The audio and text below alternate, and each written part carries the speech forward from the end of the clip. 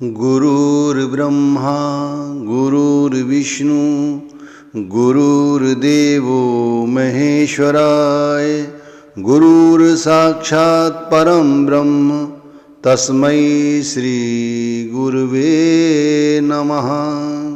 सुबह जब भी आँख खोले सबसे पहले गुरु का ध्यान करो और फिर धरती पर पैर रखो। अपने अपने गुरु का ध्यान करते हुए सुबह उठना और उनके द्वारा दिए गए नाम को थोड़ी देर जपना और फिर मन ही मन उनसे दिन का शुभारंभ करने की आज्ञा लेना। भाई हर नामधारी को ऐसा करना चाहिए। गुर की कर हरदम पूजा, गुर समान कोई देव न दूजा। गुर चरणन सेव नित करिए, तन मन गुरु आगे धरिए। धरती पे पैर रखने से पहले ही गुरु नाम को जपना शुरू कर दो, फिर धरती पे पैर रखो। गुरु के समान संसार में दूसरा कोई नहीं है, वो देवन के देव हैं। तो उनके चरणन की सेवा करते हुए दिन की शुरुआत करो। तन मन धन सब कुछ गुरु के आगे समर्पित करते हुए फिर आगे बढ़ो। आज के सत्संग का विषय है कि हमारा ध्यान तीसरे तिल पर क्यों नहीं टिकता। कैसे हमारा ध्यान तीसरे तिल पर एकाग्र होने की बजाय नीचे गिर जाता है। अब जो लोग गुरु की हुजूरी में रहते हैं और गुरु को सब कुछ मानते हैं और गुरु के दिए गए नाम को उस तरह जपते हैं जिस तरह गुरु ने समझाया है, अपनी मनमर्जी के हिसाब से नहीं। हम लोग अपनी सहूलियत के हिसाब से नाम जपना शुरू कर देते हैं। इसीलिए हमारे आज्ञा चक्र पर यानी इन आँखों के मध्य में, इसे तीसरा तिल कहते हैं, यहाँ पर आँखों के केंद्र पर मन और आत्मा की गांठ बंधी हुई है। मन और आत्मा की गांठ जो बंधी हुई है उसे खोलने का तरीका गुरु समझाते हैं कि नाम जपो। नाम जपने से आत्मा और मन की गांठ खुल जाती है। अभी हमारा ख्याल, जब तक हमारे मन और आत्मा की गांठ बंधी हुई है, हमारा ख्याल यहाँ से उतरकर नीचे की ओर सारी दुनिया में फैला हुआ है। कभी वो आँखों के रास्ते से, कभी कानों के रास्ते से, कभी मुंह के रास्ते से और बाकी अन्य इंद्रियों के रास्ते से।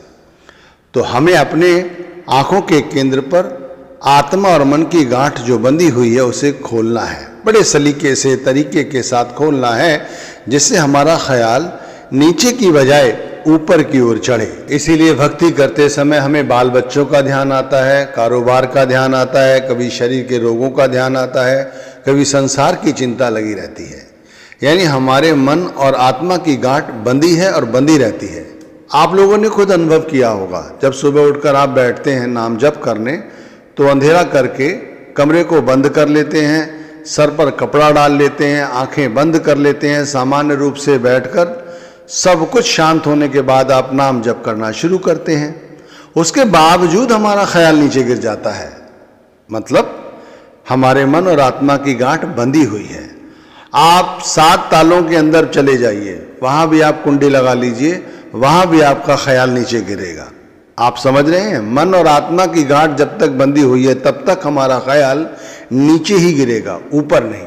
आप लोग सोचते होंगे कि हमारा ध्यान जिन चीज़ों के साथ जुड़ा होता है उन्हीं चीज़ों का ध्यान सुमिरन करते वक्त हमारे ध्यान में आता है। ये तो ठीक है, लेकिन आप इन चीज़ों का ध्यान ना भी करो फिर भी ये बातें आपके ध्यान में आती हैं सुमिरन करते वक्त, भक्ति करते वक्त। ऐसा क्यों है भाई? जब तक आत्मा और मन की गांठ बंधी हुई है तब तक आप चाहे जितना भी दुनिया से परहेज कर लो और जितना चाहे भक्ति कर लो, उसके बाद भी हमारा ख्याल नीचे गिरेगा। आप सुबह उठते ही बानियाँ सुनो, बानियाँ गुनगुनाओ, फिर उसके बाद सत्संग सुनो, उसके बाद नाम भी जपो, लेकिन उसके बाद भी यदि हमारे मन और आत्मा की गांठ नहीं खुली तब भी ख्याल नीचे रहेगा।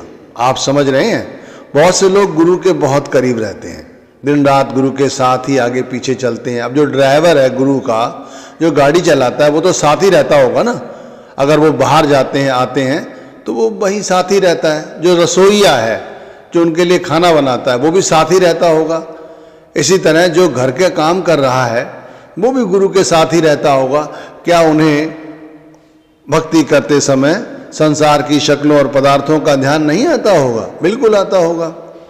आप ये समझ लीजिए, गुरु का ध्यान संपूर्ण रूप से बनने का मतलब है परमात्मा का ध्यान बनना। जैसे शुरू में विनती की गई, गुरुर ब्रह्मा गुरुर विष्णु, गुरुर साक्षात परम ब्रह्म, परम ब्रह्म है गुरु। तो उस ईश्वर का ध्यान जब बन जाता है तो संसार की समस्त वस्तुओं का, पदार्थों का चिंतन अपने आप खत्म हो जाता है। उस स्थिति में तब होता है जब हमारे मन और आत्मा की गांठ खुल जाए। आपने हजारों बार सत्संगों में सुना होगा कि तीसरे तिल पर ध्यान लगाओ, यानी आज्ञा चक्र पर गुरु के स्वरूप का ध्यान लगाओ और ध्यान करते हुए नाम जपो। नाम जपने से आपकी आत्मा और मन की गांठ खुल जाएगी।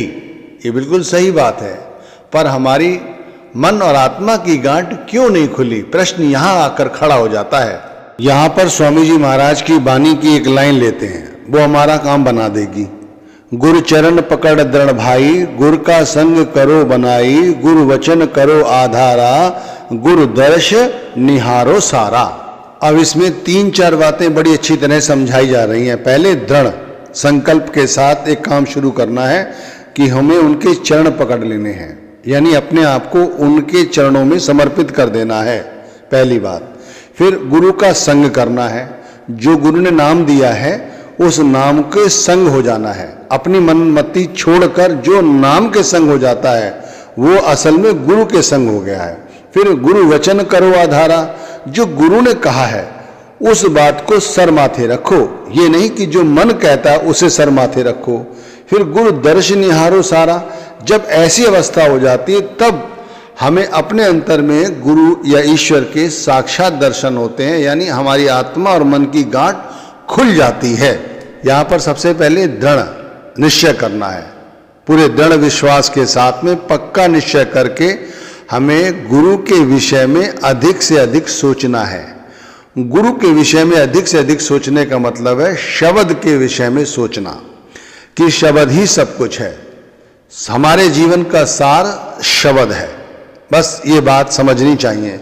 जितना अधिक शब्द के विषय में सोचेंगे उतना हमारा ख्याल गुरु के स्वरूप के साथ जुड़ा रहेगा। गुरु के स्वरूप के साथ हमारा ख्याल जुड़ने पर हमारा ख्याल जब सुमिरन करते वक्त आंखों के केंद्र पर रुकने लगता है तब अपने आप हमारा मन और आत्मा की गांठ धीरे धीरे खुलने लगती है। अब आप कहेंगे कैसे, ये कैसे खुलती है? ये ऐसे खुलती है, इसी स्थान पर बैठकर आप आधा घंटा 1 घंटा जब गुरु नाम जपते हैं तब हमारा ख्याल नीचे सरकने की बजाय यही रुका रहता है। अब पहले हमारा ख्याल यहाँ रुकने की बजाय नीचे सरक जाता था, तब वो गांठ नहीं खुलती थी। अब यहीं बैठा हुआ है गुरु का स्वरूप, गुरु का रूप और हमारा ध्यान। हमारा ध्यान उस ईश्वर यानी शब्द स्वरूपी गुरु के साथ जुड़ा हुआ है, तो मन अपने आप अपनी चालें चलना बंद कर देता है। मन अपने आप गुरु के स्वरूप के साथ जुड़ जाता है।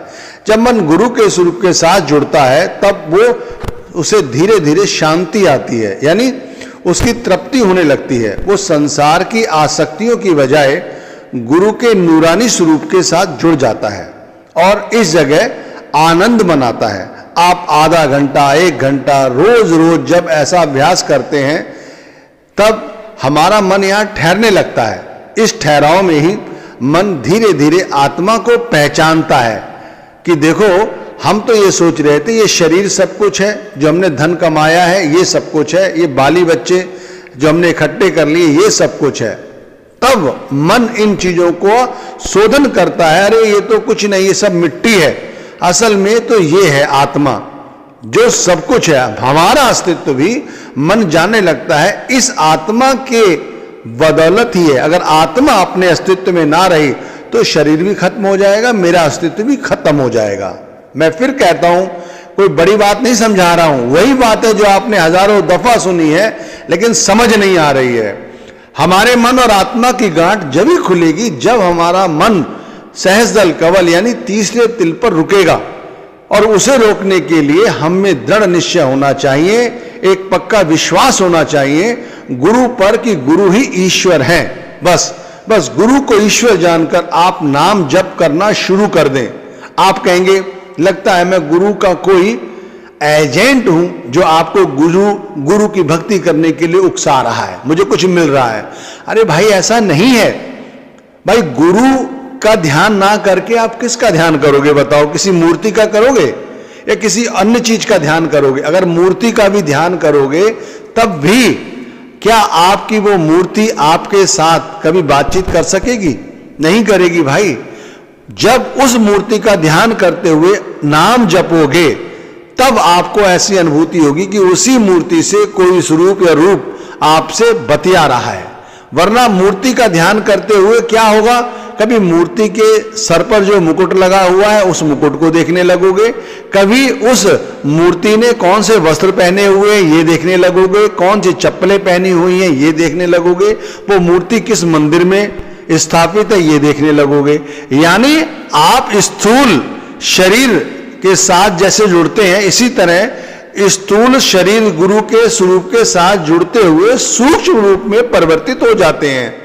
इसी तरह मूर्ति का ध्यान एक स्थूल ध्यान हुआ, यहां भी आप सूक्ष्म रूप में परिवर्तित ध्यान हो सकता है, लेकिन इसमें मुश्किलात ज्यादा है।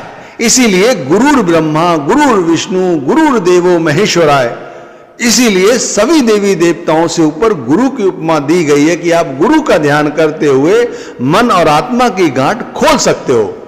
फिर बारीकी से समझो, जिन लोगों को भजन बंदगी करते हुए अरसा हो गया है फिर भी उनका मन नीचे की तरफ गिरता है, तो उन्हें चाहिए कि वो अपनी आत्मा और मन की गांठ को खोले। मन और आत्मा की गांठ केवल सहजदल कवल यानी दोनों आंखों के मध्य में बैठकर यानी बैठक लगाने पर ही खुलती है, और इसे खोलने के लिए हमें इस स्थान पर बैठना होगा। घंटा 2 घंटा 2.5 घंटा रोज रोज बैठना होगा। अब 2 से 2.5 घंटे का अभ्यास बने कि हमारी आत्मा हमारा मन गुरु का स्वरूप सिर्फ इसी स्थान पर सब कुछ हो, तो इसके लिए हमें संसार की आसक्ति धीरे धीरे कम करनी होगी।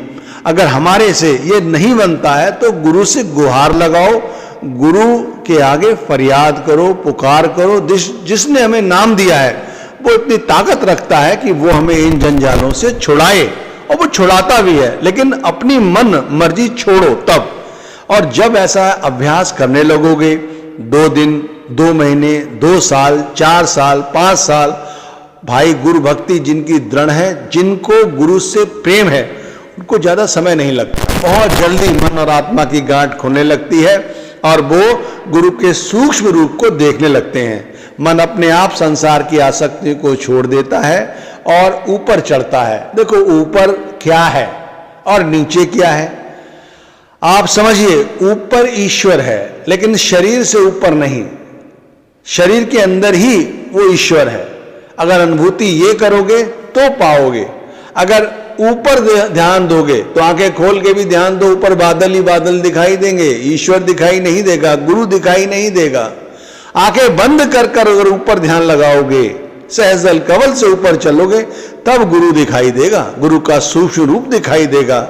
ये भक्ति बहुत सहज है, सरल है, इसे हर व्यक्ति हर स्त्री कर सकती है, कर सकते हैं, चाहे वो वृद्ध हो, बीमार हो, मर रहे हो, भूखे पेट हो, खाना खा रखा हो, लेटते हुए भी, चलते फिरते भी, सोते समय भी, हर वक्त ये कर सकते हैं।